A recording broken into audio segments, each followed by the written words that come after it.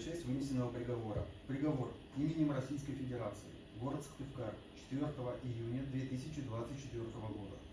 Сыктывкарский городской суд Республики Коми в составе председательствующего судьи Зверева при секретаре судебного заседания Аникине с участием государственного обвинителя Садонского, подсудимого Паршукова, его защитника адвоката Куликовой, рассмотрев в открытом судебном заседании материалы уголовного дела в отношении Паршукова Ивана Валерьяновича, обвиняемого в совершении 5 преступлений, предусмотренных частью 4 статьи 159 Уголовного кодекса Российской Федерации, далее УК РФ, установил: на основании изложенного, руководствуясь статьями 307, 309 УПК РФ, приговорил признать Паршукова Ивана Валерьяновича виновным в совершении преступлений, предусмотренных частью 4 статьи 159, частью 4 статьи 159, части 4 статьи 159, части 4 статьи 159, части 4 статьи 159 УК РФ и назначить ему наказание.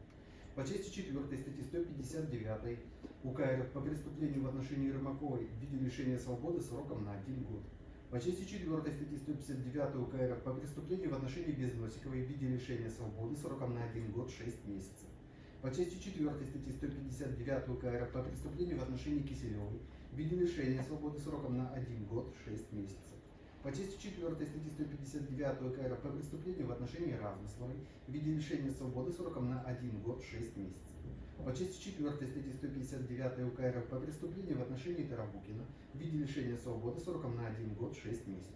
На основании части 3 статьи 69 УК РФ по совокупности преступлений путем частичного сложения наказания окончательно назначить Паршукову наказание в виде лишения свободы сроком на 2 года с отбыванием в исправительной колонии общего режима. Меру пресечения Паршукову в виде запрета определенных действий поступления приговора в законную силу изменить на заключение под стражу, арестовав его в зале суда.